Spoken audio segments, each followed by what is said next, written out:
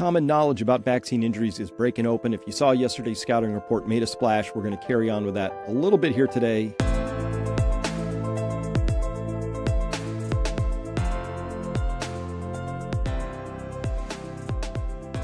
Hello, everyone. I am Dr. Chris Martinson. It is July 2nd, 2024. Let's go right to it. So this was yesterday's piece, and the whole idea of common knowledge is that behaviors really don't change until common knowledge breaks out. And common knowledge is when everybody knows that everybody knows the same thing. As Ben Hunt, who does a great job at this at Epsilon Theory Letters, he just put one out yesterday. I'll put a link to it down below. He talked about this, and I love his framing on it. I love how he writes about this. He said, look, the point of a public coronation of a king is not so that you can see the king being coronated so you understand that's my king. It's so that the crowd can see the crowd seeing that happen. Because that's what common knowledge is. When we all know something, we are dangerously close to common knowledge on the whole idea of vaccine injuries now. And shame on everybody who has been working extra hard to keep this hidden and otherwise tamped down. Here we can see, I just posted this just a few minutes ago over on Twitter, already people commenting. Virginia Holmes saying, I'm here in Mumbai, and people accept it's common knowledge. That is vaccine injuries. Yesterday, my colleague's brother-in-law admitted to ICU with heart issues, 45-year-old healthy man, formerly. Her cousin, early 40s, didn't wake up 6 months ago. Another's sister rushed to hospital after booster permanent heart damage. And here's what's interesting is I didn't have access to some of the outtakes from that. Of course, that was Spotlight piece. Very well done. Kudos to them. But it was also edited. And what's pretty interesting here is to see what happens with the parts that didn't make it through edit. These are the parts that ended up on the cutting room floor. Cafe locked out here at Twitter X, finding out what really happened on Channel 7 Spotlight show. You'll have to, it's kind of faint. We'll see if we can boost the audio in post, but otherwise the language down below is in text. That's great. I'm really pleased for you. But the people who've had COVID, who haven't been vaccinated, get more severe disease and they're more likely to get long COVID. Once the vaccines get rolled out, and now we've had, over 12, 13 billion doses given worldwide. That's great. I'm really pleased for you. I'm but sorry. The people who've had COVID, excuse me, let me finish. The people who've had COVID, who haven't been vaccinated, get more severe disease and they're more likely to get crowd, long listen up. COVID. It's the first thing. That's lies, mate. You should hand your licence back. That is the biggest lie. That is the biggest lie. Because Snake oil salesman. I'm loving that you've got views. Please interject, and I want to get to as many questions. Don't swear. I'm not going to cop it in the audience, so please don't do that. Carry on. thank you for your response, and I would like to respond to that. Now we have to do research on the unvaccinated in relation to long COVID to see who is actually getting this thing called long COVID, or the effects of the vaccine injuries, and that is what it should be attributed to long COVID. All right. So, I mean, you can clearly hear this is what common knowledge sounds like. When the crowd sees that the crowd sees something, this is when behaviors change. So this is now a flood. They, in this story, the censors are going to work extra hard to try and tamp all this back down because they can't risk having common knowledge break out. Why? Well, because then people will actually have real power, and the people who were the cretins in this story, the people who pushed, mandated, made these things illegally shoved into people, those are the ones who are going to have to face some consequences, and they'd rather not. So I'll tell you what they want to do instead is they would very much like to have all this be swept under the rug. Just to show you how fast this common knowledge is breaking out, Craig Kelly, former member of the British Parliament, censored by Facebook, he says down here, for truth-telling, weren't we all? And national director of Pauline Hanson's One Nation. Okay, so he says here, breaking, and this just came out today, this morning, just published bombshell study from Germany. So this peer-reviewed study finds that vaccinations had no beneficial effects on COVID. And worse, this is bad, the more vaccinations were administered in a federal state, the greater the increase in excess mortality. So this is starting to break out. I can show you that there are now literally dozens of studies coming to the same conclusion. We're starting to see opinion pieces, letters. They're going into medical trade journals and things like that. So what we're at now is this point of common knowledge. So what do? Keep pushing, keep talking about it. Making it common knowledge means that everybody knows something. Okay, and so this is really probably one of the more, it's just tragic that we had to get here, that it took this long, that we had to fight this hard for simple truths to come out. I loved what that woman was asking, which was the simple stuff. Here's simple. Here's what we know. This is simple stuff. Ready? Simple is, you don't have to ask for somebody to do the most obvious brain dead things, like can we compare vaccinated to unvaccinated groups of people and see different outcomes? Can we look at the difference between 1 jab, 2 jab, 3 jabs? Can we actually look at these things and study? Because that's what we would want to know. Remember, you rushed these things through development. You cut all sorts of corners on safety because, of course, you didn't have the time. It was an emergency warp speed. And because of that, then your post-marketing surveillance has to become, in effect, your phase 1 safety study, right? All right, because phase 1 is basically safety. Phase 2, you're doing your early dose ranging. Phase 3 is for efficacy. Okay, so they didn't do that, and so they should have been out there very aggressively surveilling this. And the CDC, bless their lying hearts, told us all that this is the most extensively safety studied, data gathered vaccines in all of history, which was, if it's true, they've been doing everything in their power to withhold that data and not share it. There's the V-Safe data that, of course, Aaron Siri, the lawyers, had to do, request after request, FOIA, and just prying it out of their hands, where if it was totally safe and effective, you and I know, because of the bad cop, good cop shooting video analogy, that if the data was good in their side, they would have released it. If it was true that it was unvaccinated people dying suddenly, you would know about that by now because they would have run the studies and shown you that. I guarantee you they've run the studies. They just don't like what the data says, so they're not releasing it. This is the case of the dog that did not bark. When they don't release the data these days, it's as good of an admission as you can possibly get, except for seeing the data itself, that what that data says is not what they want it to say. It's just how it is. But we've gotten to this very weird administrative state now where the permanent government feels like it doesn't owe you anything, doesn't owe me anything. They operate of, by, and for themselves. It's a government of, by, and for government. It's just bizarre.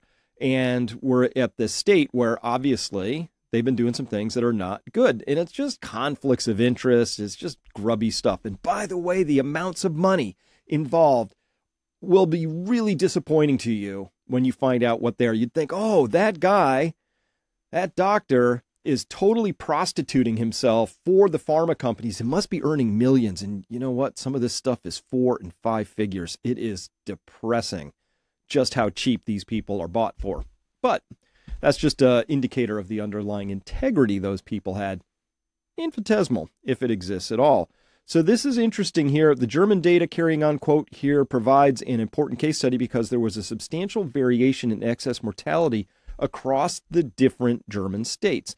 And I like how Mr. Kelly puts it here. If you were a fanatic that forced people to inject this stuff by imposing workplace mandates, I suggest you keep a toothbrush and a clean set of underwear on standby at all times because the walls are closing in and it's just a matter of time until you end up in jail. And I agree, people should face severe consequences for this. This wasn't like, oh, we didn't know.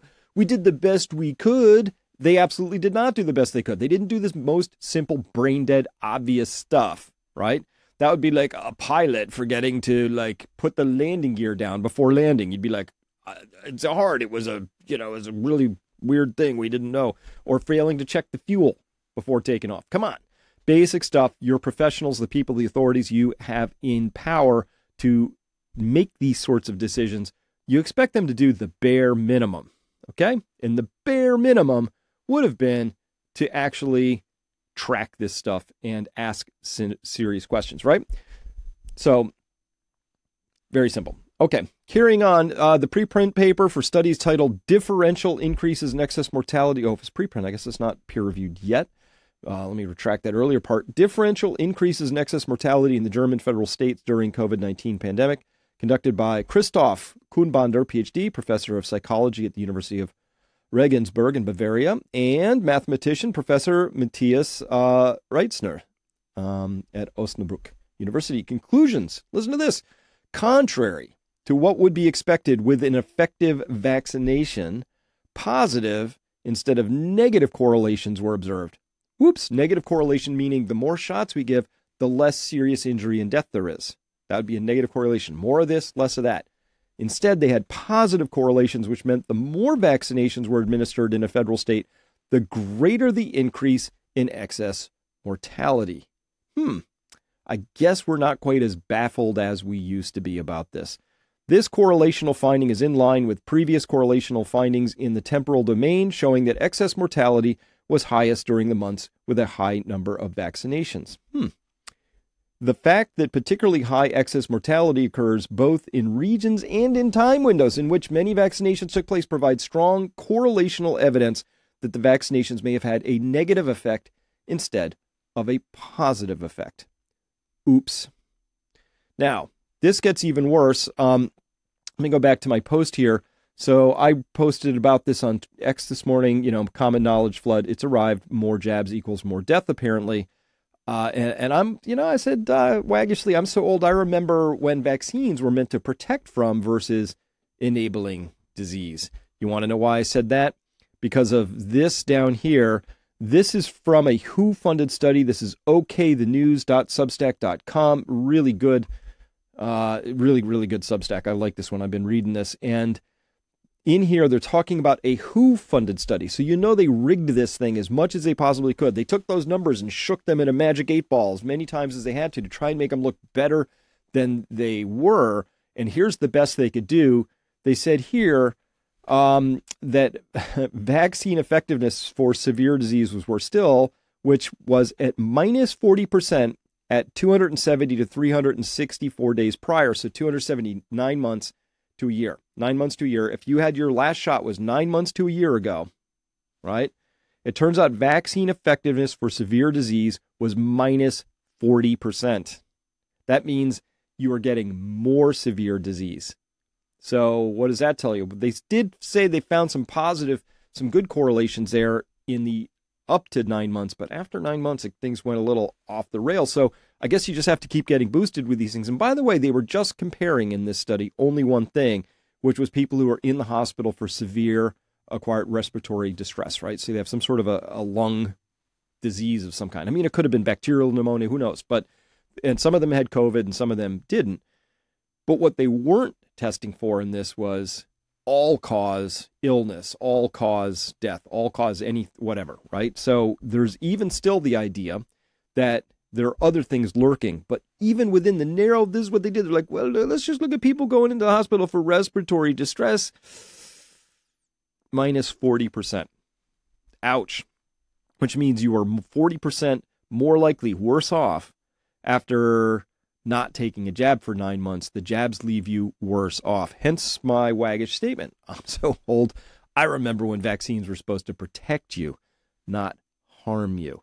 Now, these data have been in the hands of your health authorities for months and months and months, if not years at this point in time. In fact, these would have been the kinds of things they would have looked at during a properly conducted trial early on. We know that Pfizer, as soon as they said, oh, this shot we've given seems to have prevented people from catching a detectable PCR test version of COVID. They didn't test for symptoms. They didn't test for severity. They didn't test for dying. They didn't test for transmission. They just tested, did you detectably catch something that we can call COVID? And then they broke the trial and they took all the control people and said, oh, this is such an amazing thing. How would you like to get the shot? And most of them did, right? They signed up for a study. They didn't know if they were going to be in control or the placebo side or the active vaccine arm. And so those people, they all rolled their sleeves up and they got it. And you know what they did there? They ruined the control group on purpose, I guarantee you, because Pfizer, I guarantee you, had information in hand that said, this control group's going to be pretty awkward for us if we have to compare. How can we wreck the control group? Oh, I know. Well, humanitarian effort will offer them, will break the trial and tell them, right? That's not how any of this works. Of course, this isn't how it would work for any other drug development. It's something they were actively interested in, where they were positive they would get a really good, clean signal for their drug versus controls or placebo. They would never break it like that. So this, again, case of the dog that did not bark, ye shall know them by their fruits. Whatever they do, if they're doing X or not doing X, it kind of tells you something about why and what they're up to. So this is now breaking, and we should all keep pushing, and it's happening relatively quickly. And I'm sad that it took this long, but I'm happy that it's finally happening. And I'm really proud of all the people out there, like at the FLCCC, everybody on X, Twitter, who have been pushing on this, many of whom did it at great cost, lost their jobs. Many of you I know who are watching this, you lost your jobs because you refused to roll up and submit. And I honor everybody who stood firm during this incredibly disastrous, dangerous, and frankly demoralizing episode of history. The people who are pushing this, they should be deeply, deeply embarrassed. If we had an intact culture, they would do the whole seppuku thing, because it's just beyond atrociously wrong what they did. Morally, intellectually, rationally, logically, commonsensically, they were just on the wrong side of every one of those 8 balls. And I don't know how they live with themselves. I just don't. Now, I got a lot more to talk about back at Peak Prosperity with my subscribers. Woo. Wow, it's going to be a complete slate. A lot of different things to talk about, especially what's going on with the rats in a cage thing. They're trying to drive us apart, so let's not do that. And I think you need to get ready for what's coming. So we'll talk about that as well. All right, for everybody else, hope you enjoyed this. And for Peak Prosperity people, I will see you back home. See you there.